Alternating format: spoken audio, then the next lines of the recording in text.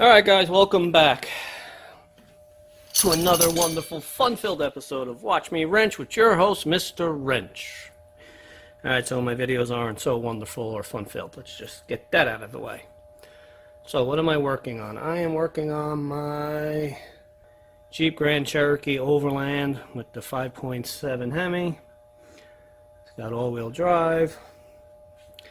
And I am trying to change the brake pads and the rotors, but I can't get them off. So I'm going to try two methods, and I'm going to show you the two methods that I'm going to utilize to get these rotors off. So we're going to start with a 3-jaw puller. This is an 8-inch length one, and then we're going to go with this tool here. And we'll try this one on the passenger side. We'll see which one works better. So let me get this set up, and let me get it in place, and then I'll show you how to do it. Alright, I'll be back. Okay, so I got the 8-inch 3-arm puller in place. So basically the arms are falling in between this groove here. You can see that, and on the bottom as well.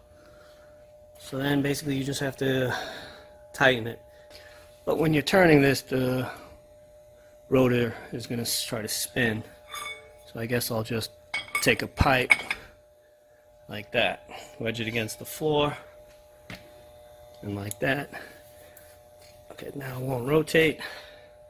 And let's see what happens. So wear gloves, wear eyeglasses or safety protection. Stand back when you do this. So I'm going to put the ratchet there. I'll take another pipe.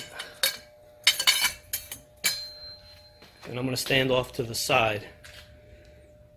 And you guys will probably see this thing come flying off.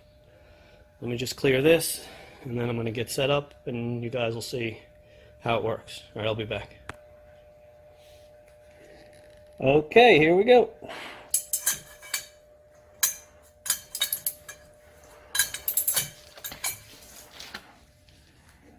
Take notice how I'm standing off to the side.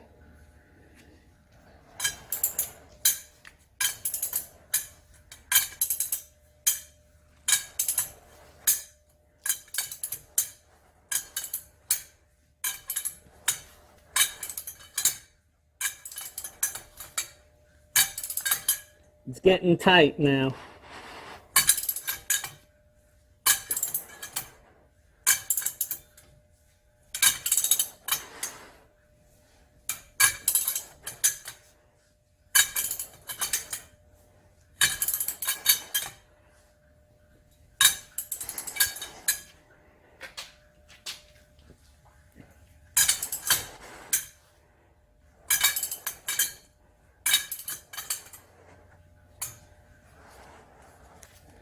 That's a lot of pressure on there.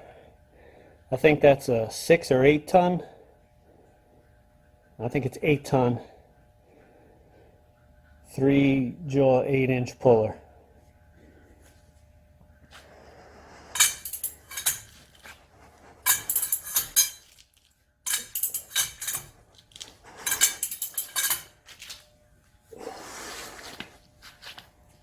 I'm just going to let it sit. It might just pop off on its own. That's getting pretty tight.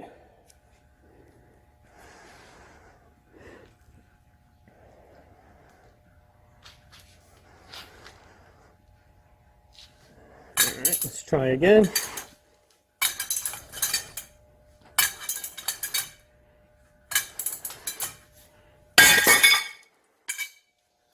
You see that?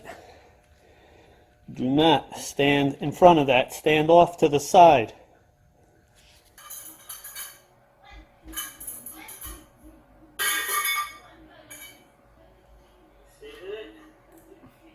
You know what, ladies and gentlemen?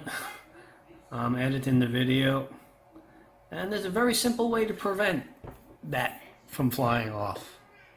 I don't know why I didn't think about it. just put like 2 lug nuts back on the wheel studs and it won't come flying off. Unfortunately, I didn't think of that until now, and the job is over and I'm editing the video. So I'm going to insert this clip in there for safety purposes. I don't want anybody to get hurt. So to avoid that, put 2 lug nuts on there. Alright, enjoy. So, the tool worked well. Pretty easy, no issues. Took a couple seconds to set up. And then you saw I just cranked on it. And I did it slowly. So, don't stand in front of this with an air gun. So, we'll hop onto the other side and we'll see how that puller works. And then we'll figure out which one works easier.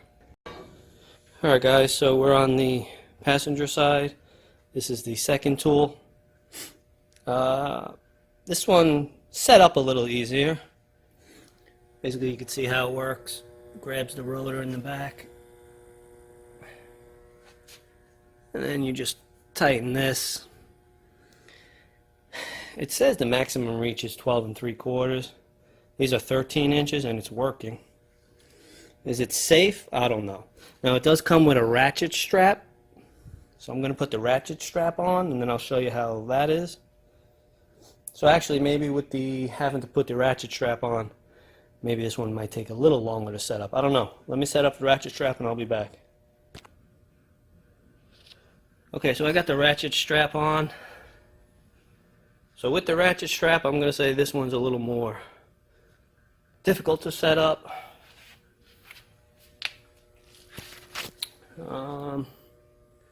It is very nice and tight. The ratchet strap is so that these 2 arms don't open up as you're tightening down on this. Here are the instructions if you want to pause and read it. If you have a drum, it shows you putting the strap around the drum. This is advertised on the internet as a rotor and drum puller.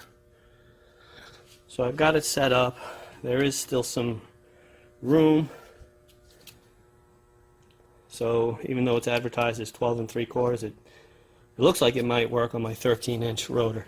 So let's get it set up. So I'm going to have to do the same thing. I'm going to have to wedge a bar. Okay, so just like the other side, I wedged a bar. Because when you tighten, it's going to want to spin on you. This is going to want to spin. I have it on a little bit of an angle. It's not contacting here, so it's not going to interfere.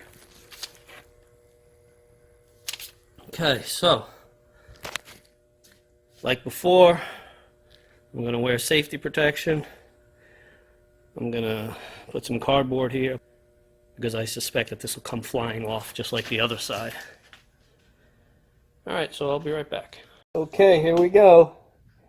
Once again, I'm going to stand off to the side, away from that, because it's going to come flying off.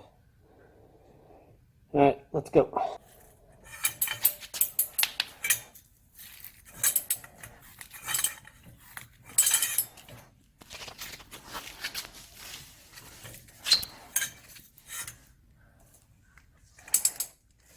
It's getting tight.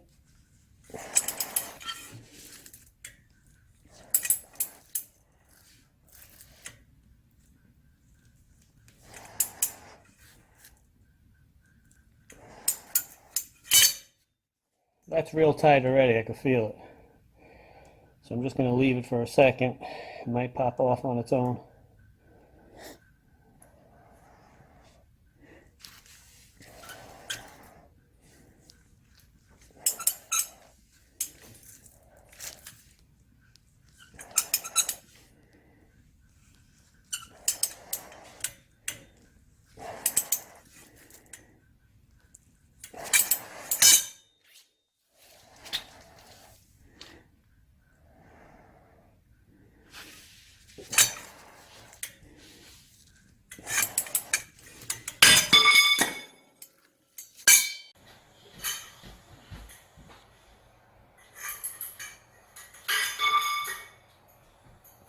Alright, to avoid this, once again, just put 2 lug nuts on there and it won't come flying off. Unfortunately, I'm realizing this after the job is done with and here I'm editing the video. So put 2 lug nuts regardless of which tool you're going to use so it doesn't come flying off. Alright, so they both worked. The only downfall, this is $115 on the internet, and the 3-jaw puller was $29, I believe, on the internet. So they both work. You be the judge which one you like better. Alright guys, so here are the 2 tools I utilized. I used this one on the driver's side and I used this one on the passenger side. They both worked, as you could see. This one, they were both easy to set up. This one set up a little quicker. This one took a little longer because you had to attach the ratchet strap. But setup wise, I'll say they're pretty equal. This one just was a little easier to set up. Now they both did work. However, you had more control with this one.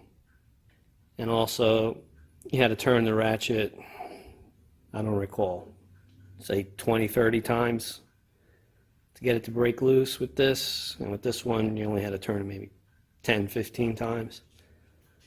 So you could just feel that this thing worked better. It is a more precise tool. It is designed and it's listed as a drum and rotor puller tool.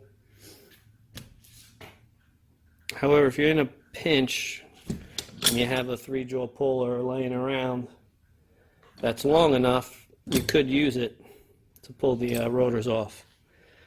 But I'm going to go and stick with this one. I'm going to say this is a better tool. It's more precise and you had better control. But use caution when using whichever one you're going to use, but I'm going to say this one worked better. So that's it for this video, guys. I hope you enjoyed it. Leave a comment below. Let me know if you're going to go out and buy any of these tools, and let me know how it worked out for you. Alright, I enjoy reading your comments and I always reply to them.